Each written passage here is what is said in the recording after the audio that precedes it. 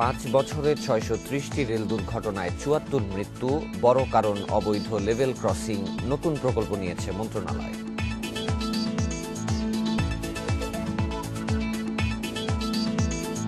প্রকল্প শেষ হয়ে গেলেও খনন হয়নি রাজধানীর 5 খাল, জমি নিয়ে জটিলতার ভিত্তিহীন অজুহাত ওয়াসার।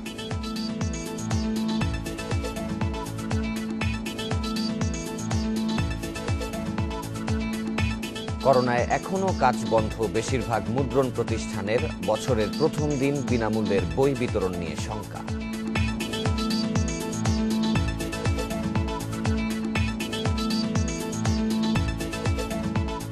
যুক্তরাষ্ট্রের মানুষ প্রথম করোনার টিকা পাবে 11ই ডিসেম্বর, জানালেন মার্কিন করোনা ভ্যাকসিন কর্মসূচির প্রধান।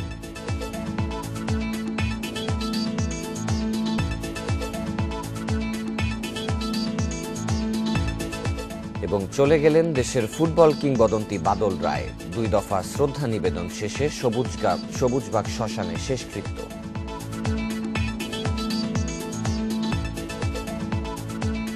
স্বাগত ইন্ডিপেন্ডেন্ট সংবাদে, সাথে আছি শাফাব্বিল ফরিদ। শুনছিলেন প্রধান শিরোনামগুলো, যাচ্ছি মূল খবরে। গেল 5 বছরে রেলপথে 630টি দুর্ঘটনায় 74 জনের মৃত্যু হয়েছে, জানিয়েছে রেলপথ মন্ত্রণালয়। এর বেশিরভাগই হয়েছে লেভেল ক্রসিংয়ে। এ ধরনের ঘটনা ও মৃত্যু রোধে প্রায় 350 কোটি টাকার একটি প্রকল্প বাস্তবায়ন করছে মন্ত্রণালয়। এদিকে বিশেষজ্ঞরা বলছেন, প্রাণহানি ও দুর্ঘটনার বড় কারণ অবৈধ লেভেল ক্রসিং। তাই এগুলো বন্ধের পাশাপাশি সচেতন করতে হবে সাধারণ মানুষকে। রেলওয়ে আইন অনুযায়ী রেলপথের দুপাশে 10 ফুট করে এলাকায় জনসাধারণের চলাচল সম্পূর্ণ নিষিদ্ধ। ওই সীমানার ভিতর কেউ প্রবেশ করলে তাকে গ্রেপ্তার করার বিধান রয়েছে। আর দুর্ঘটনায় রেল লাইনে কাটা পড়ে কেউ মারা গেলে তা অপমৃত্যু হিসাবে গণ্য হয়। জনসচেতনতার অভাবে ট্রেনে কাটা পড়ে মৃত্যু ঘটছে প্রতিনিয়তই। তবে সবচেয়ে বেশি প্রাণহানি ঘটছে লেভেল ক্রসিংয়ে বিভিন্ন যানবাহনের সাথে ট্রেনের সংঘর্ষে। এ ধরনের মৃত্যু দুর্ঘটনা রোধে 650টি লেভেল ক্রসিং গেট আধুনিকায়ন, ফ্লাইওভার নির্মাণ, 1800 গেটম্যান নিয়োগ দেওয়া সহ নানা কর্মকাণ্ডে প্রায় 350 কোটি টাকার প্রকল্প বাস্তবায়ন শুরু করেছে রেলপথ মন্ত্রণালয়। এতে দুর্ঘটনা রোধের পাশাপাশি আধুনিক হবে রেল যোগাযোগ। 650 গেটকে আমরা আধুনিক করতেছি, যেগুলো অটোমেটিক করবে, অপারেট করবে। এই যে পদ্মা লিক, যেটা যশোর পর্যন্ত 172 কিলোমিটার, এইখানে যত রেল ক্রসিং পড়বে সেটা হয় আন্ডারপাস হবে, না ওভারপাস হবে। দেশে প্রায় 1300 বৈধ লেভেল ক্রসিং এর পাশাপাশি রয়েছে 1200-রও বেশি অবৈধ ক্রসিং, অথচ গেটম্যান রয়েছে মাত্র 700। বিশ্লেষক ও দুর্ঘটনা গবেষকরা বলছেন, রেলপথে প্রাণহানি রোধ করতে দেশের সব অবৈধ লেভেল ক্রসিং বন্ধ করে দিতে হবে। আর যেসব ক্রসিং বাজার সহ ব্যস্ত এলাকা অবস্থিত, সেখানে প্রয়োজনীয় লোকবল দিয়ে গেট নিয়ন্ত্রণ করতে হবে সঠিকভাবে। যেসব রাস্তাগুলো তৈরি করা হয়েছে, সেই রাস্তাগুলো অবৈধ লেভেল ক্রসিংয়ে যথাযথভাবে তৈরি করা হয়নি। এগুলো রেললাইনের উপরে যত উঁচু, রাস্তাটি সেরকম উঁচু নয়। অনেক সময় দেখা যায় যে কোনো গাড়ি যখন এই লেভেল ক্রসিং গেট ক্রস করতে চায়, রেললাইনের উপরে ওঠার পরে দেখা যায় তার সামনের চাকা অনেক উঁচুতে আর পিছনের চাকাটা অনেক নিচুতে। অনেক ক্ষেত্রে আমরা হেডফোন ব্যবহার করে বা গান শুনতে শুনতে অথবা বেখেয়াল ভাবে যখন লেভেল ক্রসিং বা ট্রেন লাইন বরাবর যখন আমরা যাই, তখন কিন্তু দেখা যাচ্ছে দুর্ঘটনা ঘটে যায়। তো এক্ষেত্রে সচেতনতা যেমনটা প্রয়োজন রয়েছে, পাশাপাশি টেকনিক্যাল যে ইস্যুগুলো রয়েছে, ইঞ্জিনিয়ারিং যে ভুলগুলোর কারণে অ্যাক্সিডেন্ট ঘটে, সেটাকে আমাদেরকে নিয়ন্ত্রণ করতে হবে। রেলওয়ে সূত্র বলছে, 2016 সাল থেকে 2020 সাল পর্যন্ত 630 দুর্ঘটনায় 74 জনের প্রাণহানির পাশাপাশি আহত হয়েছেন 248 জন। তবে এসব দুর্ঘটনায় প্রকৃত হতাহতের সংখ্যা আরও বেশি বলে দাবি করছে দুর্ঘটনা নিয়ে কাজ করা বিভিন্ন বেসরকারি সংগঠন। আল আমিন হোসেন, ইন্ডিপেন্ডেন্ট নিউজ, ঢাকা।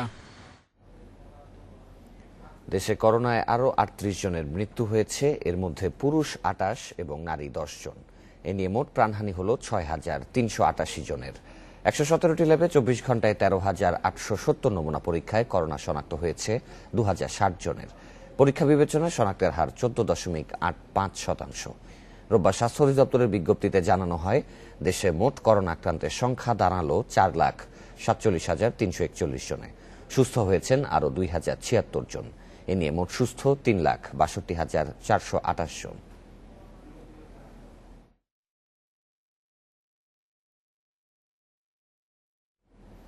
যাত্রার 72 ঘন্টার মধ্যে RT-PCR পরীক্ষায় করোনা নেগেটিভ রিপোর্ট না থাকলে বিদেশ থেকে যাত্রী পরিবহনে নিষেধাজ্ঞা চায় করোনা প্রতিরোধ জাতীয় কারিগরি পরামর্শক কমিটি। রোববার কমিটির 22তম সভায় এ সিদ্ধান্তের কথা জানানো হয়। সভায় জানানো হয়, সনদ নিয়ে ভ্রমণের নিয়ম থাকলেও অনেক যাত্রী এখনও করোনা পরীক্ষা ছাড়াই দেশে আসছেন। প্রতিদিন 5 থেকে 600 যাত্রীকে কোয়ারেন্টিনে পাঠাতে হচ্ছে। এতে যাত্রী প্রতি 14,000 টাকা খরচের পাশাপাশি বাড়ছে সংক্রমণের ঝুঁকি। তাই আকাশ, নৌ ও স্থলপথে করোনা সনদ বাধ্যতামূলক করা এবং ভুয়া রিপোর্ট সম্পর্কে সতর্ক থাকার পরামর্শ দেওয়া হয়েছে। এছাড়াও সরকারি হাসপাতালে কোভিড রোগীদের ভর্তি ও চিকিৎসা নিশ্চিত করতে অক্সিজেন সহ নানা সুবিধা বাড়ানোর সুপারিশ করেছে কারিগরি কমিটি। কঠোরভাবে নিয়ন্ত্রণ না করলে কোভিড চিকিৎসায় অ্যান্টিবায়োটিকের যথেচ্ছ ব্যবহার বিপর্যয় ডেকে আনতে পারে বলেও সতর্ক করা হয়েছে।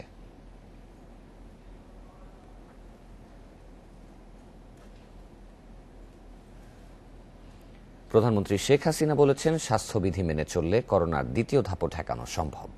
জনগণকে কিভাবে সুরক্ষিত রাখা যায় সেটাই সরকারের মূল চেষ্টা। দ্বিতীয় ধাপ মোকাবিলায় দেশে সব ধরনের প্রস্তুতি নেওয়া হচ্ছে বলেও জানান প্রধানমন্ত্রী।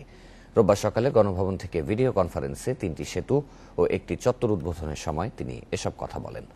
যোগাযোগ উন্নত হলে আর্থসামাজিক ব্যবস্থা উন্নত হবে জানিয়ে প্রধানমন্ত্রী বলেন, দেশের মানুষের মৌলিক চাহিদা নিশ্চিত করে যোগাযোগ নেটওয়ার্ক গড়ে তুলছে সরকার। মাগুরার মধুমতি নদীর ওপর এলাংখালী ঘাটে নির্মিত হয়েছে 600 মিটার দীর্ঘ শেখ হাসিনা সেতু। নারায়ণগঞ্জের শীতলক্ষা নদীর ওপর নির্মিত হয়েছে গোলাম দস্তগীর গাজী বীর প্রতীক সেতু, যার দৈর্ঘ্য 576 মিটার। যশোরের অভয়নগরে যশোর খুলনা সড়কে ভৈরব নদীর ওপর নির্মিত হয়েছে 702 মিটার সেতু। গণভবন থেকে ভার্চুয়ালি এই 3টি সেতু ও পাবনা শহরে একটি চত্বরের উদ্বোধন করেন প্রধানমন্ত্রী শেখ হাসিনা। তুলে ধরেন যোগাযোগ নেটওয়ার্ক নিয়ে তার সরকারের পরিকল্পনা ও অর্থনৈতিক সমৃদ্ধিতে উন্নত যোগাযোগের ভূমিকা। একটা পর একটা সেতুগুলি যে হচ্ছে, এর ফলে কিন্তু আর যা যোগাযোগটা আরও উন্নত হবে। তার ফলে আপনি কৃষি পণ্য বলেন, মৎস্য বলেন, অন্য যে কোনো পণ্য বাজারজাত করা এবং সেগুলি মানুষের জীবন জীবিকা সহজ হয়ে যাওয়া, সেটা সহজ হবে। করোনার দ্বিতীয় ধাপ মোকাবিলায় সরকারের প্রস্তুতি আছে উল্লেখ করে সবাইকে স্বাস্থ্যবিধি মেনে চলার আহ্বান জানান সরকার প্রধান। আর একটা নতুন ধাক্কা এখন আসছে বিশ্বব্যাপী, আমাদের এখন থেকে সেই প্রস্তুতিও আমরা নিচ্ছি। সেক্ষেত্রে আমরা সবাইকে স্বাস্থ্য সুরক্ষা মেনে চলা এবং এর ফলে যেন মানুষের ক্ষতিগ্রস্ত না হয়, কারণ প্রথম দিকে আমাদের অতটা অভিজ্ঞতা ছিল না, এখন অন্তত অভিজ্ঞতা হয়েছে। তাছাড়া যে ভ্যাকসিনটা আবিষ্কার হচ্ছে সেটা ইতিমধ্যে ক্রয় করবার জন্য আমরা আগাম টাকা পয়সা দিয়ে আমরা কিন্তু সেটা বুক করে রেখে দিয়েছি। কাজে সেদিক থেকে দেশের মানুষের চিন্তার কিছু নেই। পাবনার বীর মুক্তিযোদ্ধা রফিকুল আলম বকুল স্বাধীনতা চত্বর উদ্বোধন করে শেখ হাসিনা বলেন, মুক্তিযুদ্ধে রফিকুল ইসলাম বকুলের বীরত্ব এবং আওয়ামী লীগের দুঃসময়ে তার সাহসিকতা ও অবদান এখনো স্মৃতিতে অম্লান হয়ে আছে। অনিমেষ কর, ইন্ডিপেন্ডেন্ট নিউজ, ঢাকা। দেশে করোনার দ্বিতীয় ঢেউয়ের আশঙ্কার মাঝে স্বাস্থ্যবিধি নিশ্চিতে চতুর্থ দিনের মতো অভিযান পরিচালনা করেছে ঢাকা জেলা প্রশাসন। রোববার রাজধানীর 10টি স্পটে অভিযান চালিয়ে 85 জনকে প্রায় 20,000 টাকা জরিমানা করে ভ্রাম্যমাণ আদালত। এদিকে কারওয়ান বাজারে এক অনুষ্ঠানে করোনা ঠেকাতে নো মাস্ক নো সার্ভিসের বিষয়টি পূর্ণাঙ্গভাবে বাস্তবায়নের উপর জোর দিয়েছেন তথ্য প্রতিমন্ত্রী ড মুরাদ হাসান। বেলা 1:15 পুরান ঢাকার চকবাজার মোড় ও তার আশেপাশের গলিতে স্বাস্থ্যবিধির তোয়াক্কা না করে ঘোরাফেরা করছে অসংখ্য মানুষ।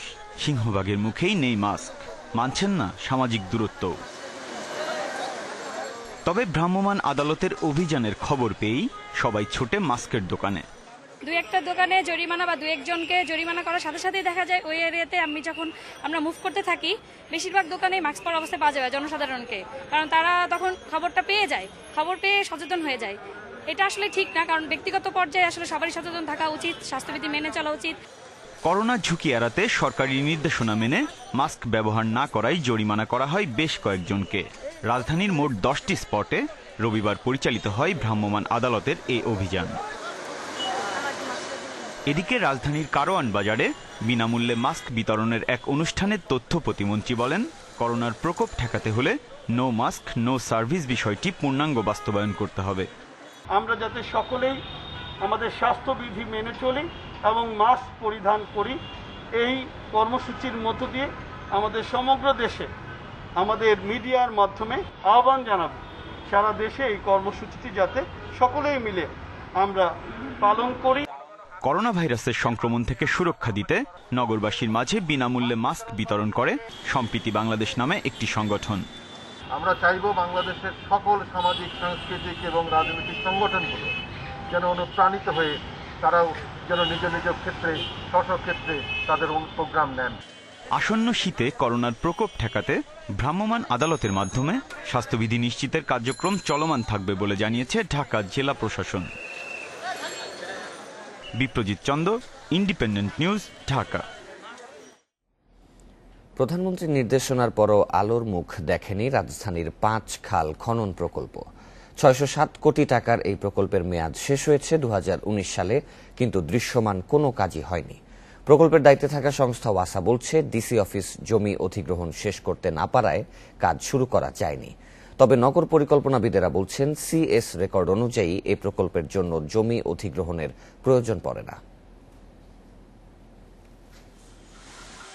এবছরও মাত্র 50 মিলিমিটার বৃষ্টিতে জলাবদ্ধ হয়েছে ঢাকা। দুর্ভোগ পোহাতে হয়েছে নগরবাসীকে। এ ভোগান্তি থেকে রেহাই পেতেই খাল খনন প্রকল্প নেওয়া হয় 2018 সালে। বরাদ্দ দেওয়া হয় 607 কোটি টাকা। 2019 সালের মধ্যে কাজ শেষ করতে বলা হয় ঢাকা ওয়াসাকে। যেমন রাজধানীর সাংবাদিক কলোনি খাল, এটি 30 মিটার প্রশস্ত করতে 6 একর জমি অধিগ্রহণ করার কথা। সেই সাথে দখল জায়গাগুলোও উদ্ধার করতে হবে, কিন্তু কাজের কাজ কিছুই হয়নি। একবারের বিষয়ে এমন কিছু আলাপ হয় না, মাঝে মধ্যে শুনি অন্য মানুষের কাছে যে একবার হবে আমাকে জায়গায়, কিন্তু একবার কবে হবে, কি হবে না হবে জানি না। একবার আসায় তো দেখি না কোনো লোকজন, একবার করতে আসে কোনো লোকজন আসে না এখনো। একদিন পর পর কেউ আসে, আইসা এটা দেখা যায়, ওইটা দেখা যায়, ওইটা এই করা যায়, কিন্তু কেউ ওইটার একটা যে একটা আছে কার্যক্রম আছে, এটা আগাচ্ছে না। 5টি খালে 30.56 একর জমি অধিগ্রহণ করা হবে। এজন্য খরচ ধরা হয়েছে 196 কোটি টাকা। ওয়াসার ব্যবস্থাপনা পরিচালক তাকসিমে খান বলছেন, জমি অধিগ্রহণ করার দায়িত্ব ঢাকা জেলা প্রশাসকের। আমরা এখন পর্যন্ত জমি অধিগ্রহণের জন্য কাগজপত্র দিয়েই চলছে, মানে ওইটা হলো নানান রকমের চ্যালেঞ্জ ডিসি অফিসকে পোহাতে হয়। অর্থাৎ যাদের জমিগুলো অধিগ্রহণ হয়তো তাদের কাগজপত্র ঠিক নেই। তো যে কারণেই হোক, আমরা মুদ্রা কথা হচ্ছে যে উই আর রেডি, আমাদের কাজ করতে কোনো সমস্যা নেই। আমরা ওইখানে আমাদের ইমপ্লিমেন্টিং কাজ খুব কম, আমরা তো ইমপ্লিমেন্টিং এজেন্সি, মানে মূলত হচ্ছে জমি অধিগ্রহণ। সরকারের উদ্যোগ ভেস্তে যাওয়ায় অসন্তুষ্ট নগরবিদেরা। প্রকল্প বাস্তবায়নে গাফিলতি দেখছে দুপক্ষেরই। খালগুলো তো সিএস ম্যাপে এটা খাস জমি হিসাবে চিহ্নিত করা থাকে। যদি সিএস ম্যাপ ধরেও খালটাকে পুনরুদ্ধার করা হয়, তাহলে কিন্তু এই জমি অধিগ্রহণের ব্যাপার আসে না। ওয়াসা এবং ডিসি অফিস, এই দুটো সংস্থাকে খুব কাছাকাছি কাজ করা প্রয়োজন হবে এবং চেষ্টা করতে হবে যত দ্রুত এই অধিগ্রহণের কাজটা শেষ করা যায়। তা না হয় প্রকল্পর সময় বিলম্বিত হয়, প্রকল্পের ব্যয় কিন্তু বাড়তে থাকে। কবে নাগাদ জমি অধিগ্রহণ হবে, শুরু হবে প্রকল্পের কাজ, আর শেষ হবে কবে, সবগুলোই এখন অনিশ্চিত। ফলে বলাই যায় আরো দীর্ঘ হলো নগরবাসীর জলাবদ্ধতার দুর্ভোগ। Adilur Rahman, independent News, Dhaka. পুরান ঢাকার বাদামতলীতে সাংসদ হাজী সেলিম সহ ফল ব্যবসায়ীদের দখলে থাকা শতাধিক অবৈধ ফলের আড়ত উচ্ছেদ করেছে বিআইডব্লিউটিএ। এ সময় দখলমুক্ত করা হয় বুড়িগঙ্গা তীরের আধা কিলোমিটার এলাকার প্রায় 3 একর জায়গা। রোববার সকাল 10টা থেকে বিকেল 5টা পর্যন্ত চালানো হয় উচ্ছেদ অভিযান। বুড়িগঙ্গা তীরের বাদামতলীতে দেশের সবচেয়ে বড় ফলের মোকাম। এখানেই মদিনা ফ্রুটস লিমিটেড নামে ব্যবসা প্রতিষ্ঠান রয়েছে হাজী সেলিমের। অভিযোগ রয়েছে তার প্রতিষ্ঠানের সামনে থাকা বুড়িগঙ্গার তীর দখল করে বসিয়েছেন ফলের দোকান। তবে ফল ব্যবসায়ীদের দাবি, বিআইডব্লিউটি এর কাছ থেকে জমি লিজ নিয়ে ব্যবসা করছেন তারা, যদিও তার মেয়াদ শেষ হয়েছে অনেক আগে। এখন প্রভাবশালীদের দখলে রয়েছে বলে জানায় স্থানীয়রা। বিআইডব্লিউটির কাছ থেকে আমরা বরাদ্দ নিয়েছি, বরাদ্দ ওনারাই স্থাপনা তৈরি করে দিয়ে গেছে, ওনাদের স্থাপনা ওনারাই ভাঙছে। আমরা এইভাবে যার যার দোকানের মালিক তারাই এখানে বসছি, টুকটাক কিছু মাল থাকছে, সেটা বিক্রি সকালে 2-1 ঘন্টা। যখন বিএনপি আসে আওয়ামী লীগের সবকিছু উঠে দেয়, যখন আওয়ামী লীগ আসে বিএনপি সবকিছু উঠে দেয়। এখানে কষ্ট, দুর্ভোগ সবকিছু ভোগ করতে আমাদের। বুড়িগঙ্গার তীর দখলমুক্ত করতে অভিযানে যায় বিআইডব্লিউটিএ। এ সময় 120টি ফলের আড়ত উচ্ছেদ করা হয়েছে। সংস্থার যুগ্ম পরিচালকের দাবি, দখলদারদের কাউকে চেনেন না তিনি। আমাদের যে কার্যক্রম বা আমাদের যে ইকুইপমেন্ট, এটা আমরা হয়তো একদিকে চলে যাচ্ছি কাজ করার জন্য, আরেকদিকে হয়তো দখল হয়ে যাচ্ছে। এটা স্বাভাবিক একটা প্রক্রিয়ার অংশ হিসেবে আমরা এখানে এসেছি। এটা আশা করি আর দখল হবে না, কারণ আমরা এখন একটা স্ট্র্যাটেজি নিচ্ছি এরকম, আমরা একদিক দিয়ে উচ্ছেদ করে যাব, আরেক দিকে মাটি কেটে এটা সমান করবো, আরেক দিকে আমরা গাছ লাগাবো, আরেক দিকে আমরা ফেন্সিং করে দিব। গত বছরও এসব ফলের আড়ত তুলে দেওয়া হয়েছিল, কিন্তু তদারকি না থাকায় আবারও অবৈধভাবে ব্যবসা চালিয়ে যাচ্ছেন ব্যবসায়ীরা। আল আমিন হোসেন, ইন্ডিপেন্ডেন্ট নিউজ, ঢাকা। বিনামূল্যের বই ছাপানোর কাগজ সংকট কাটছেই না, কাজ বন্ধ বেশিরভাগ মুদ্রণ প্রতিষ্ঠানের। এ অবস্থায় বছরের প্রথম দিন বই দেয়া সম্ভব হবে না বলছেন সংশ্লিষ্টরা। আর এনসিটিবি বলছে সংকট কাটাতে প্রয়োজন হলে বিদেশ থেকে শুল্কমুক্ত কাগজ আনার ব্যবস্থা করা হবে। প্রেসে কাগজ নেই পর্যাপ্ত, তাই বই ছাপানোর কাজ বন্ধ। অলস সময় কাটাচ্ছেন শ্রমিকেরা। অথচ আগের বছরগুলো এই সময়ে বিনামূল্যে বিতরণের জন্য বই ছাপানোর কাজ ছিল শেষ পর্যায়ে। আর এবছর এখনো পুরোপুরি কাজই শুরু করতে পারছে না মুদ্রণ প্রতিষ্ঠানগুলো। প্রতিষ্ঠানের যে কাজটা যেভাবে করা উচিত ছিল সেখান থেকে আমরা এখন 70 থেকে 80% কাজ করতে পারতেছি না কাগজ সংকটের কারণে। মুদ্রণ মালিকরা বলছেন আগে চুক্তি করা সত্ত্বেও এখন কাগজ দিচ্ছে না মিলগুলো। কাগজের দাম বাড়িয়েই চলছে তারা। এ অবস্থায় অনেক প্রেসই বই ছাপার কাজ বন্ধ রেখেছে। কিছু পেপার মিল চালু আছে, ওরা যাদের ক্যাপাসিটি আছে তাদের ক্যাপাসিটির বাইরে অনেক বেশি টাকা নিয়ে নিছে আমাদের লোকজনের কাছে, সময়মতো কাগজ দিচ্ছে না। আমাদেরকে জরুরি ভিত্তিতে কোনো সংকটকালীন এনসিডিবির এনওসি নিয়ে শুধুমাত্র এনসিডিবির নির্ধারিত বইয়ের জন্য যাতে আমরা কাগজ আমদানি করতে পারি সে সুযোগটা তৈরি করে দেওয়া। তবে কাগজের মিলগুলো বলছে যতটা সম্ভব কাগজ সরবরাহ করা হচ্ছে। আমাদের যতটুকু পারতেছি মাল দেওয়ার জন্য চেষ্টা করতেছি, আমাদের চেষ্টা কোনো ত্রুটি নেই, কন্টিনিউ আমরা মাল দিচ্ছি। এদিকে এনসিটিবি বলছে সংকট নিরসনে কাজ চলছে। যদি দেশীয় মিলগুলোর কাছে পর্যাপ্ত ও মানসম্মত কাগজ না পাওয়া যায় তবে শুল্কমুক্তভাবে আমদানির ব্যবস্থা করা হবে। আমরা ইতিমধ্যে তাদেরকে আরও জানিয়েছি যে যদি তারা আমাদের মুদ্রণ কাজের এই কাগজ সরবরাহ যারা চুক্তিবদ্ধ মিলগুলো ছিল তারা যদি কাগজ সরবরাহ না করে তাহলে আমরা এনবিআর এর কাছে সুপারিশ করব শুল্কমুক্তভাবে যেন কাগজ বিদেশ থেকে আমদানি করা যায়। সরকারের সিদ্ধান্ত অনুযায়ী আগামী শিক্ষাবর্ষে বিনামূল্যে বিতরণের জন্য ছাপানো হবে ৩৫ কোটি বই। সংশ্লিষ্টরা বলছেন এই কাগজ সংকট দ্রুত দূর করতে না পারলে বছরের প্রথম দিন কোনোভাবেই শিক্ষার্থীদের হাতে বই তুলে দেয়া সম্ভব হবে না। তাই এখনই সব মহলকে এই সমস্যা সমাধানে তৎপর হতে হবে, নইলে নতুন বই ছাড়াই শিক্ষার্থীদের আগামী বছর শুরু করতে হবে। নূরে আলম, ইন্ডিপেন্ডেন্ট নিউজ, ঢাকা। মাদক সংশ্লিষ্টতায় 10 পুলিশ সদস্যকে চাকুরিচ্যুত করা হয়েছে। ঢাকা মহানগর পুলিশের উপকমিশনার ওয়ালিদ হোসেন এ তথ্য নিশ্চিত করেছেন। ডিএমপি জানায় চাকুরিচ্যুত 10 জনের মধ্যে ডোপ টেস্টে 9 জনের মাদক সেবনের প্রমাণ পাওয়া গেছে। একজনের বিরুদ্ধে মাদক ব্যবসায় জড়িত থাকারও প্রমাণ মিলেছে। এছাড়াও চাকুরিচ্যুতির সাময়িক আদেশ হয়েছে 23 পুলিশ সদস্যের বিরুদ্ধে। ডিএমপির তথ্য অনুযায়ী এ পর্যন্ত মাদকে সম্পৃক্ততা পাওয়া গেছে মোট 97 পুলিশ সদস্যের। অভিযুক্তদের বিরুদ্ধে ব্যবস্থা নেয়ার প্রক্রিয়া শুরু হয়েছে।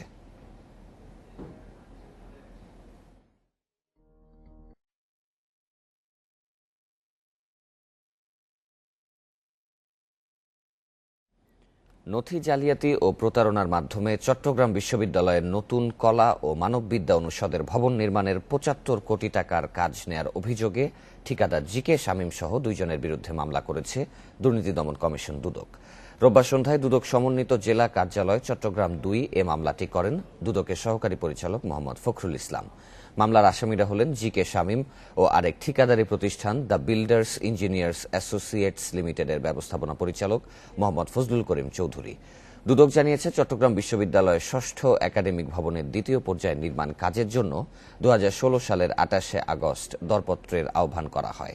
সর্বনিম্ন দরদাতা হিসেবে দি বিল্ডার্স ইঞ্জিনিয়ার্স GKBL কাজের অনুমতি পায়, কিন্তু প্রাথমিক তদন্তে নথি জালিয়াতির ও প্রতারণার প্রমাণ পেয়েছে দুদক।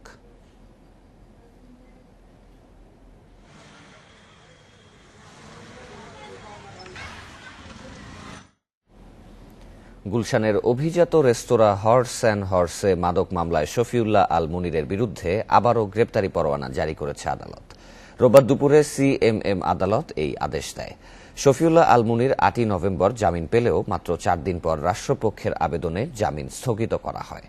রাষ্ট্রপক্ষের অভিযোগ, জামিন স্থগিত হওয়ার সঙ্গে সঙ্গে আদালতের নিবন্ধন শাখা থেকে ফোন ও ইমেইলের মাধ্যমে কারা কর্তৃপক্ষকে জানানো হয়, কিন্তু কারা কর্তৃপক্ষ তা তোয়াক্কা না করেই তাকে মুক্তি দেয়। পরবর্তীতে আদালতে গ্রেপ্তারি পরোয়ানার আবেদন করে রাষ্ট্রপক্ষ। শফিউল্লাহ আল মুনির এর আগেও বিভিন্ন মামলায় জেল খেটেছেন একাধিকবার। নিজে ক্রীড়া সংগঠক না হয়েও প্রায় আধা ডজন জাতীয় পর্যায়ের ক্রীড়া সংগঠনের নেতৃত্ব দিয়েছেন। দুর্নীতির অভিযোগে সম্প্রতি সাইক্লিং ফেডারেশনের সভাপতির পদ থেকে তাকে বহিষ্কার করা হয়। এছাড়াও প্রতারণা, পর্নোগ্রাফি, মাদক ব্যবসা ও নারী কেলেঙ্কারি সহ নানা অভিযোগ রয়েছে তার বিরুদ্ধে। মেল করে পাঠানোর পরবর্তীতে এই আসামি অন্য একটা মামলা গ্রেফতার ছিল, ওই মামলা থেকে সে জামিন পাওয়া যায় না। জেল সুপারিনটেন্ডেন্ট জামিন দিয়ে দেখে পরবর্তীতে গ্রেপ্তারি পরোয়ানা ইস্যু করার জন্য মেট্রোপলিটন ম্যাজিস্ট্রেট আদালত 12 নম্বর আদালতে 70 সারি আদালতে আমরা পিটিশন দাখিল করি এবং পুনরায় এই শুনানি অন্তে আসামির বিরুদ্ধে পুনরায় গ্রেপ্তারি পরোয়ানা জারি করে। জিজ্ঞাসাবাদের জন্য গোল্ডেন মনিরকে 3 মামলায় 11 দিনের রিমান্ডে পেয়েছে পুলিশ। এর মধ্যে অস্ত্র ও বিশেষ ক্ষমতা আইনের মামলায় 7 এবং মাদকের মামলায় 4 দিনের রিমান্ড মঞ্জুর করেন ঢাকার মুখ্য মহানগর হাকিম আদালতের 2 বিচারক। শনিবার অবৈধ অস্ত্র, 1 কোটি টাকা ও 600 ভরি স্বর্ণসহ আটক হন মনির। শনিবার গ্রেপ্তারের পর মনিরের বিরুদ্ধে বাড্ডা থানায় 3টি মামলা করে র্যাব। রোববার দুপুর 2:30টার দিকে তাকে আনা হয় ঢাকার মুখ্য মহানগর হাকিম আদালতে। পরে 3 মামলায় মনিরকে 21 দিনের রিমান্ডে চায় পুলিশ। শুনানি শেষে অস্ত্র, বিশেষ ক্ষমতা আইনের মামলায় 7 দিন করে 14 দিন এবং মাদক মামলায় 4 দিন রিমান্ড মঞ্জুর করে আদালত। তবে অস্ত্র, বিশেষ ক্ষমতা আইনের মামলায় রিমান্ড একযোগে চলবে বলে কার্যকর হবে 7 দিন। আদালতে অস্ত্র, মাদকের উৎস জানতে আসামিকে জিজ্ঞাসাবাদ প্রয়োজন বলে জানান রাষ্ট্রপক্ষের আইনজীবী। প্রসিকিউশনের পক্ষ কথা হচ্ছে যে সমস্ত অস্ত্র পাওয়া গেল, মাদক পাওয়া গেল এবং তার কাছে অবৈধভাবে যে বিভিন্ন দেশের মুদ্রা পাওয়া গেল, তারপরে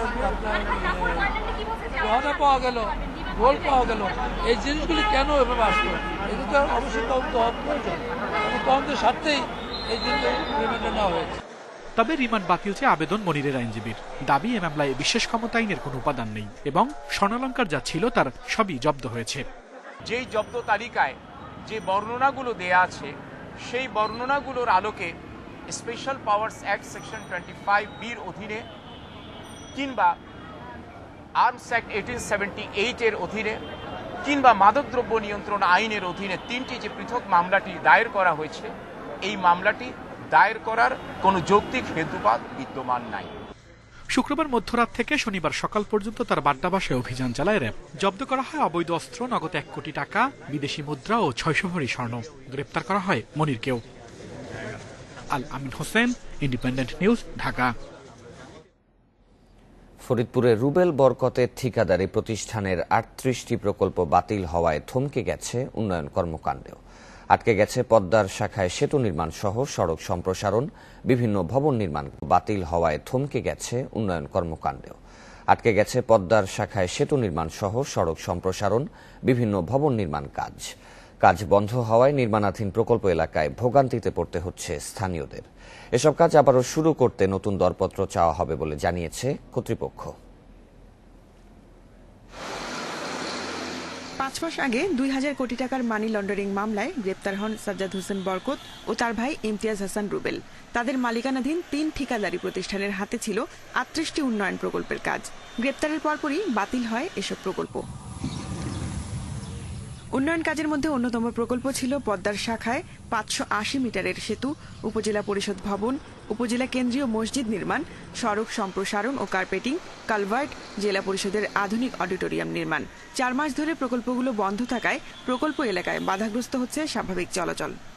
দিয়ে যাচ্ছি, আমার এই কর্মের মালের অবস্থা দেখে তারপর হইতেছে কি আপনার গাড়িটা নিয়ে আমি পড়ে গেছি। রিটেন্ডার করে কাজটি পুনরায় সম্প্রসারণ বা এই সংস্কার করা খুবই জরুরি।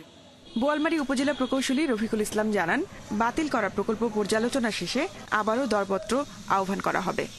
এটার একটা মেজারমেন্ট করা হবে এবং আমরা স্থানীয়ভাবে আমাদের এসিলেন্ট বা ম্যাজিস্ট্রেট, নির্বাহী ম্যাজিস্ট্রেট চাবো প্রশাসনের কাছে। তারা দিলে আমরা তাদের উপস্থিতিতে এটা মেজারমেন্ট করে পুনরায় টেন্ডারের ব্যবস্থা গ্রহণ করব। Barkat construction and engineering limited, messrs Prottasha enterprise এবং ইমতিয়াজ হাসান রুবেলের মালিকানায় রাফিয়া কনস্ট্রাকশন লিমিটেডের আওতায় বাতিল কাজের চুক্তিমূল্য অন্তত 308 কোটি টাকা। Independent news desk.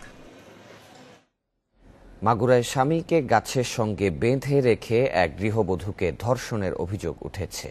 এ ঘটনায় অজ্ঞাত পরিচয় 5 জনের বিরুদ্ধে মামলা করা হয়েছে। ধান কাটার মজুরি খাটাতে ঝিনাইদহের শৈলকুপা থেকে মাগুরায় যান ওই দম্পতি।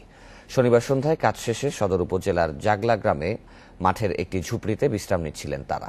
এ সময় 5 যুবক অস্ত্রের ভয় দেখিয়ে স্বামীকে গাছের সঙ্গে বেঁধে স্ত্রীকে ধর্ষণ করে। পরে গ্রামবাসীর সহায়তায় রোববার ওই নারী থানায় মামলা করেন। মাগুরা সদর থানার ভারপ্রাপ্ত কর্মকর্তা জয়নাল আবেদিন জানিয়েছেন, জড়িতদের ধরতে অভিযান চালানো হচ্ছে।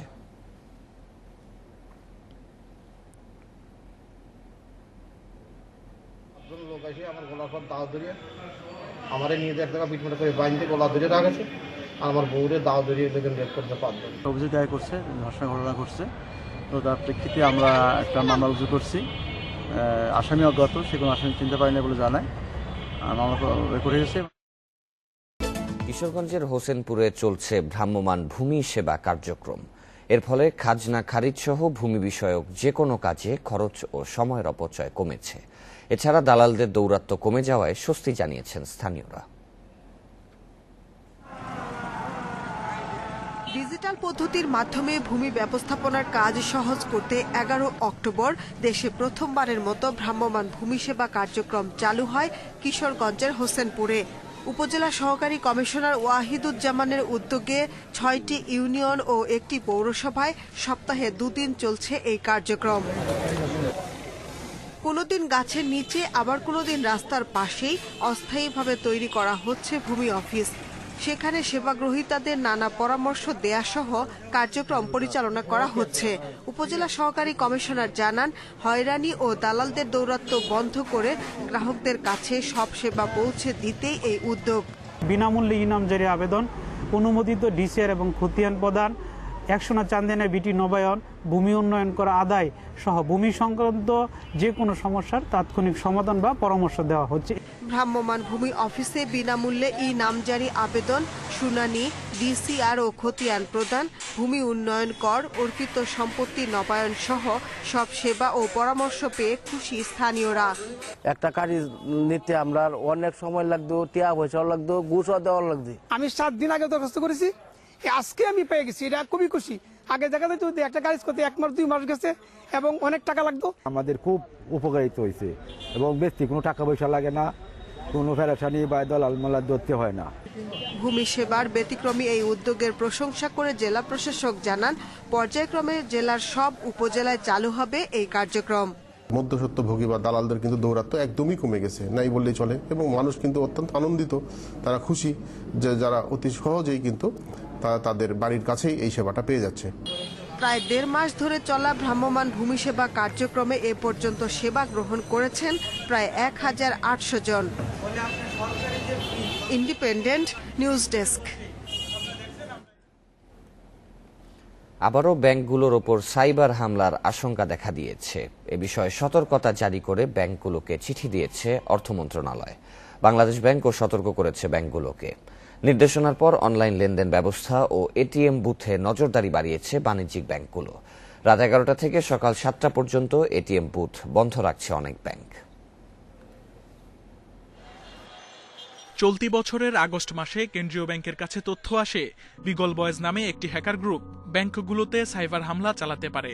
এই আশঙ্কায় 27 আগস্ট ব্যাংকগুলোকে সতর্ক থাকার জন্য চিঠি দেয় বাংলাদেশ ব্যাংক। বাংলাদেশ ব্যাংকের পর এবার নির্দেশনা এসেছে অর্থ মন্ত্রণালয় থেকে। বৃহস্পতিবার অর্থ মন্ত্রণালয়ের আর্থিক প্রতিষ্ঠান বিভাগ এই নিয়ে চিঠি দেয় ব্যাংকগুলোকে। চিঠিতে বলা হয়, উত্তর কোরিয়া ভিত্তিক হ্যাকার গ্রুপ বিগল বয়েজ 2016 সালে বাংলাদেশ ব্যাংকের রিজার্ভ থেকে অর্থ চুরির সঙ্গে জড়িত ছিল। এখন তারা আবার বাংলাদেশের বিভিন্ন ব্যাংকের এটিএম বুথ থেকে টাকা উত্তোলন ও সুইফট নেটওয়ার্ক হ্যাকিং করতে পারে। এই পরিস্থিতিতে বাংলাদেশ ব্যাংকও হ্যাকিং এর বিষয়ে দেশের ব্যাংকগুলোকে সতর্ক থাকতে বলেছে। বিভিন্ন ব্যাংকগুলোকে তাদের বিশেষ করে বুথ ট্রুথ যেখানে আছে, এটিএম বুথ ট্রুথে সতর্কতা থাকার জন্য নির্দেশনা দেওয়া হয়েছে। যারা হ্যাকার গ্রুপ বা যারা তথ্য সংগ্রহ করতে চায় তারাও তো সবসময় তৎপর থাকে, সুতরাং এই সবসময় তৎপরের সাথে আমাদেরও সবসময় তৎপর থাকতে হবে। তাহলে না আমাদের সমস্ত তথ্য থেকে, গোপন তথ্য থেকে শুরু করে সবকিছুই যাতে আমরা এটা সংরক্ষণ করে রাখতে পারি। বাণিজ্যিক ব্যাংকগুলো বলছে, সতর্কতার অংশ হিসেবে এটিএম বুথ সহ অনলাইন ব্যাংকিং ব্যবস্থায় নিরাপত্তা বাড়ানো হয়েছে। এই বিষয়ে গ্রাহকদেরও জানিয়ে দেয়া হচ্ছে মোবাইলে SMS এর মাধ্যমে। 3 শিফটে আমাদের 24 আওয়ার্স কার্ডের ব্যবস্থা আছে এটিএমে, এবং তাদেরকে বলেছি যে কোনো যদি তারা কোনো সন্দেহজনক কিছু লক্ষ্য করে এটিএম বুথে কোনো ইউজারের ক্ষেত্রে তারা যেন দ্রুত আমাদেরকে ইনফর্ম করে। সুইফটের ক্ষেত্রে মূল সমস্যাটা হচ্ছে অ্যাক্সেস কন্ট্রোল। আমরা এই ক্ষেত্রে কিন্তু আমরা খুব স্ট্রং অ্যাক্সেস কন্ট্রোল দিয়েছি এবং 2 ফ্যাক্টর অথেন্টিকেশন মাধ্যমে কিন্তু একজন ইউজার সুইফটে অ্যাক্সেস করতে পারে। 2016 সালের ফেব্রুয়ারিতে যুক্তরাষ্ট্রের federal reserve bank of new ইয়র্কে রক্ষিত বাংলাদেশ ব্যাংকের রিজার্ভ থেকে হ্যাকাররা $8,10,00,000 চুরি করে। Shamim Ahmed, independent News, Dhaka. দেশেও এখন তৈরি হচ্ছে সর্বাধুনিক প্রযুক্তির মোবাইল অ্যাপস। এ খাতে বার্ষিক রপ্তানি আয় বেড়ে দাঁড়িয়েছে প্রায় $2.5 কোটি। তবে দক্ষ জনবল ও প্রচারের অভাবে আন্তর্জাতিক বাজার ধরে রাখা কঠিন হয়ে পড়ছে বললেন উদ্যোক্তারা। দেশে দক্ষ জনবল তৈরিতে বিশ্ববিদ্যালয়ের সিলেবাসে প্রযুক্তি প্রশিক্ষণ অন্তর্ভুক্ত করার উদ্যোগ নেওয়া হয়েছে জানালেন তথ্য ও যোগাযোগ প্রযুক্তি প্রতিমন্ত্রী জুনাইদ আহমেদ পলক। শুধু স্কুল কলেজের শিক্ষার্থী বা চাকরিজীবী নয়, এখন মোবাইল অ্যাপ ব্যবহার করছেন অটোরিকশা চালকরাও। সারা বিশ্বেই বাড়ছে মোবাইল অ্যাপের ব্যবহার। দেশে এখন তৈরি হচ্ছে রাইড শেয়ারিং, ফুড ডেলিভারি, ট্রেনের টিকিট সহ নানা ধরনের বিশ্বমানের অ্যাপ। দেশে ব্যবহারের পাশাপাশি রপ্তানি হচ্ছে যুক্তরাষ্ট্র, যুক্তরাজ্য, জাপান সহ পৃথিবীর বিভিন্ন দেশে। উদ্যোক্তারা বলছেন, দেশে তৈরি অ্যাপগুলোর প্রচার কম আন্তর্জাতিক বাজারে, আর অনেক অ্যাপে থাকছে ডেভেলপারের মানসম্পন্ন প্রশিক্ষণ না থাকার ছাপ। সর্বাধুনিক প্রযুক্তির উপর দক্ষতা কম থাকায় অ্যাপ তৈরিতে সময়ও লাগছে বেশি। এতে ক্রেতা হারানোর পাশাপাশি আন্তর্জাতিক বাজারে প্রতিযোগিতায় টেকা কঠিন হচ্ছে। গুগল সার্টিফাইড বা iOS সার্টিফাইড অ্যাডভান্স লেভেলের ডেভেলপার খুঁজতে যাই, তাহলে সেই ডেভেলপারের সংখ্যা আসলে খুবই কম, এবং তাতে যেটা হচ্ছে যে আমাদের মানসম্পন্ন বা ইন্টারন্যাশনাল স্ট্যান্ডার্ডের যে অ্যাপের কোয়ালিটি সেটা ধরে রাখা খুব মুশকিল হয়। সফটওয়্যার ও সেবা পণ্যের নির্মাতাদের সংগঠন বেসিস জানায়, 2017-18 অর্থবছরে অ্যাপ তৈরি করে আয় হয় $2 কোটি। এ খাতে রপ্তানি বাড়ছে বছরে 20% হারে। তবে ব্যাপক সম্ভাবনার এই খাতে রপ্তানি আশানুরূপ বাড়ছে না দক্ষ জনবলের অভাবে। একটা বিশাল সম্ভাবনা সামনে রয়েছে। যদি আমরা এই সম্ভাবনাকে, এই সুযোগকে আমরা কাজে লাগাতে চাই, তাহলে আমাদের স্কিল ডেভেলপমেন্ট ছাড়া অন্য কোনো উপায় নেই। দেশের ও আন্তর্জাতিক চাহিদা অনুযায়ী প্রশিক্ষণের জন্য সরকারের পরিকল্পনা রয়েছে বললেন তথ্য ও যোগাযোগ প্রযুক্তি প্রতিমন্ত্রী জুনাইদ আহমেদ পলক। এই উদ্দেশ্যে শিগগিরই এই খাত সংশ্লিষ্টদের সঙ্গে আলোচনায় বসা হবে। লোকাল এবং গ্লোবাল যে ডিমান্ড, সেটাকে মাথায় রেখে ডিমান্ড নিড বেসিস আমরা কিছু স্কিল সেট তৈরি করার জন্য পরিকল্পনা হাতে নিয়েছি। এই ধরনের হাই এন্ডের ট্রেনিং কিন্তু প্রজেক্ট ওয়াইজ কিন্তু হয় না, এগুলোকে আপনার ইনস্টিটিউশনের কোর্স কারিকুলামে অন্তর্ভুক্ত করা প্রয়োজন। বর্তমানে গুগল ম্যাপের মতো অ্যাপ তৈরির কাজও চলছে দেশে। এই ধরনের অ্যাপ বাজারে আসলে নিরাপত্তা নিশ্চিতের পাশাপাশি উদ্যোক্তাদের খরচ কমবে বলে আশা প্রতিমন্ত্রীর। Irin Khatun, Independent News, Dhaka. মৌসুমের শুরুতে বগুড়া ও জয়পুরহাটে দেখা দিয়েছে আলুর বীজ সংকট। চাহিদা তুলনায় সরকারি বরাদ্দ কম থাকায় এ সংকট তৈরি হয়েছে। বাড়তি দাম দিয়েও বীজ না পাওয়ার অভিযোগ চাষিদের। একই অবস্থা জয়পুরহাটে, চাহিদা মতো বীজ সংগ্রহ করতে না পেরে বিপাকে চাষিরা। এ অবস্থায় 2 জেলায় এবার আলু চাষের লক্ষ্য পূরণ নিয়ে দেখা দিয়েছে সংশয়। বগুড়ায় এবার আলু আবাদের লক্ষ্য 57,000 হেক্টর। এজন্য বীজ লাগবে 85,000 টন, অথচ সরকারি বরাদ্দ 50,000 টন। ভরা মৌসুমে বীজ সংকটের কারণে চাষিকে প্রতিমন আলু বীজ কিনতে হচ্ছে 1600 থেকে 2200 টাকায়, যা গত বছর বিক্রি হয়েছে 1000 থেকে 1200 টাকা দরে। বাড়তি দাম দিয়েও চাষিকে প্রতিমন আলু বীজ কিনতে হচ্ছে 1600 থেকে 2200 টাকায়, যা গত বছর বিক্রি হয়েছে 1000 থেকে 1200 টাকা দরে। বাড়তি দাম দিয়েও চাহিদা মতো বীজ পাচ্ছেন না চাষিরা। এবার বর্ষাতে টোরের আলু খাওয়া বেশি হয়ে গেছে, বুঝেননি, এই জন্য বীজের দাম একটু বেশি। এবার 1800 টাকা মন, 45 টাকা কেজি। একবার ছিল 30 টাকা 25 টাকা কেজি। বিএডিসির কাছ থেকে 1680 টাকায় বীজ কিনে কৃষকের কাছে 1920 টাকা মন বিক্রির কথা জানান ডিলাররা। তবে বীজ বন্টন নিয়ে কিছু কর্মকর্তার বিরুদ্ধে অনিয়মের অভিযোগ রয়েছে তাদের। বিষয়টা পুনঃতদন্তের মাধ্যমে সঠিক একটা সিদ্ধান্তে আমরা চাচ্ছি যে এটা ঊর্ধ্বতন কর্তৃপক্ষ এটা দেখবে এবং আমরা এটা একটা সঠিক একটা ফয়সালা পাবো। এলাকার চাহিদার উপর নির্ভর করে তালিকা করার কথা জানান বিএডিসি কর্মকর্তা। তবে ডিলারদের বরাদ্দের পার্থক্য বেশি হওয়ার বিষয়ে জানাতে পারেননি এই কর্মকর্তা। আমরা সবজি বীজ বা অন্য কোনো ভ্যারাইটি, আলুর যে অন্য কোনো ভ্যারাইটি যেটা আমরা কম চলে সেটাকে আমরা প্রণোদনা দিয়ে থাকি ওই অ্যাস্টারিস্ক দিয়ে। আমাদের জমির পরিমাণ এবং নাম্বার অফ ডিলার এবং ডিলার ওখানে যে আপনার যে কম্প্যাক্ট নেই সেটাও খেয়াল করেছি এবং আগের যে ট্রেন্ডগুলো সেগুলোকে আমরা দেখেছি। জয়পুরহাটে 40,500 হেক্টর জমিতে আলু চাষের লক্ষ্য কৃষি বিভাগের। এজন্য জমি প্রস্তুত, কিন্তু বাড়তি টাকা দিয়েও বীজ পাচ্ছেন না চাষিরা। চাহিদার তুলনায় বরাদ্দ কম পাওয়ায় এই সংকট তৈরি হয়েছে বলে জানিয়েছেন ডিলাররা। আমার বরাদ্দ 1000 টন, কিন্তু 1000 টন আলু দিয়ে আমি কৃষককে কভার করতে পারছি না। আমার বরাদ্দ যদি আরো বাড়ানো হয় তাহলে আমি কৃষক আমি পৌঁছাতে পারি। ক্যারিং কস্ট এবং লেবার কস্ট বেড়ে যাওয়ার কারণে আমরা যেখানে যে দামে পাচ্ছি সেখান থেকে অল্প কিছু লাভে আমরা বিভিন্ন জায়গা থেকে সংগ্রহ করে কৃষকের চাহিদা মেটানোর জন্য আমরা আপ্রাণ চেষ্টা করে যাচ্ছি। কৃষি বিভাগের হিসাবে এবার 50,000 টন আলু বীজের চাহিদা রয়েছে। কৃষক পর্যায়ে 20 থেকে 25,000 টন থাকলেও বাকিটা সরবরাহ করার কথা বিএডিসি সহ বিভিন্ন কোম্পানির। কৃষক পর্যায়ে 20 থেকে 25,000 মেট্রিক টন আলু বীজ সংরক্ষিত রয়েছে। এছাড়া বিএডিসির কাছে আমরা চাহিদা দিয়েছি 15,745 মেট্রিক টন। তাছাড়াও বিভিন্ন কোম্পানিগুলো রয়েছে, যেমন সুপ্রিম সিড, লাল তীর, ব্র্যাক, এসিআই, এই সমস্ত কোম্পানিগুলোতেও আমরা কিছু বীজ সরবরাহ পাচ্ছি। জেলায় এবার সরকারি 13,700 টন বীজ সরবরাহের কথা থাকলেও বরাদ্দ হয়েছে মাত্র 2,100 টন। এ অবস্থায় আলু চাষের লক্ষ্য পূরণ নিয়ে সংশয়ে আছেন চাষিরা। আমিরুল লতিফ, ইন্ডিপেন্ডেন্ট নিউজ, বগুড়া। 24 ঘন্টায় করোনায় 7,000-এর বেশি মানুষের মৃত্যু দেখল বিশ্ব। নতুন করে করোনায় রোগী শনাক্ত হয়েছে 4,85,000-এর বেশি। এ নিয়ে বিশ্বে মোট মৃত্যু করোনায় ছাড়ালো 13,93,000। আক্রান্তের সংখ্যা 5,89,00,000-এর বেশি। প্রায় এক বছরে করোনা বিস্তার ঘটেছে 218টি দেশ ও অঞ্চলে। এ পর্যন্ত সুস্থ হয়েছেন 4,05,00,000। একদিনে যুক্তরাষ্ট্রে নতুন করে 1,33,000 করোনা রোগী শনাক্ত হয়েছে, মারা গেছেন 8.5 শতাধিক জন। সংক্রমণ বাড়তে থাকায় চিকিৎসা দিতে গিয়ে হিমশিম খাচ্ছে হাসপাতালগুলো।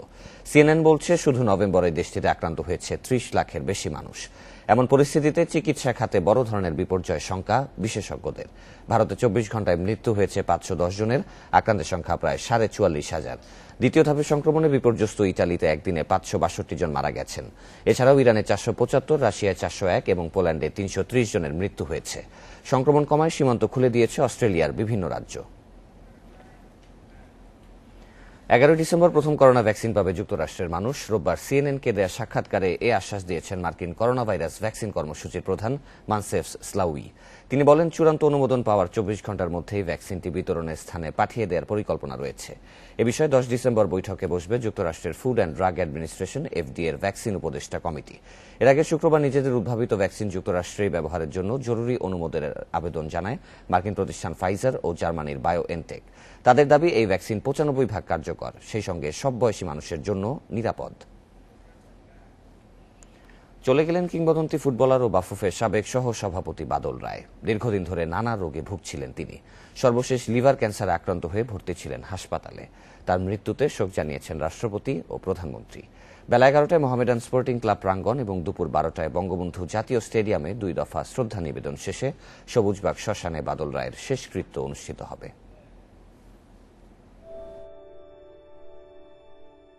একজন তারকা ফুটবলার, একজন স্বপ্নবিলাসী সংগঠক কিংবা এক প্রতিবাদী কণ্ঠস্বর, সব মিলিয়ে একজন বাদল রায়।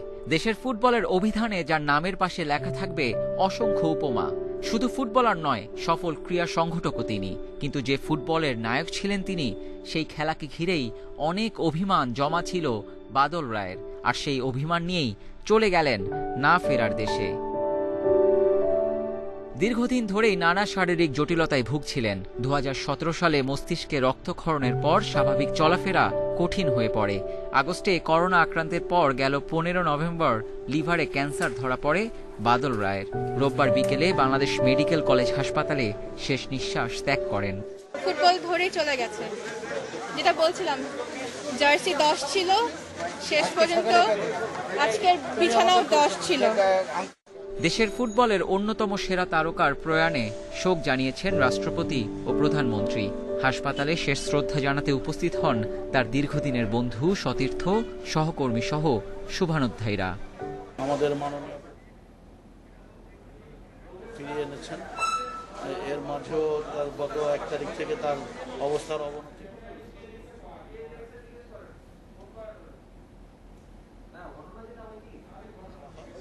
এখানে ডায়ালিসিস, তার কিডনি এফেক্টেড হয়ে যাওয়ার কারণে ডায়ালিসিস করা হয়েছিল। বাদল সকলেই নয়নমণি ছিল, সকলেই বাদলকে ভালোবাসতেন। প্লেয়ার হিসেবে, কর্মকর্তা হিসেবে তার আচার আচরণ ব্যবহার অত্যন্ত অমায়িক ছিল। ফুটবলের প্রতি এমন অন্তঃপ্রাণ মানুষ আমি দেখিনি। আমরা ফুটবলকে কিভাবে ভালোবাসতে হয়, তার সাথে খেলোয়াড়দের সাথে অফিসিয়ালদের সাথে এই যে রিলেশন না সব মানুষের সাথে হয়তো যিনি এখন ওনাকে পছন্দ করে না কিন্তু ফুটবলের জন্য ওনাকে পছন্দ করে। ফুটবলই ছিল তার ধ্যান জ্ঞান। অসুস্থ আর এই ছিল এখনকার ইন্ডিপেন্ডেন্ট সংবাদে। ইন্ডিপেন্ডেন্ট টেলিভিশনের সব খবর আরো বিস্তারিত জানতে চোখ রাখুন ফেসবুক, ইউটিউব এবং টুইটারে। ধন্যবাদ সবাইকে।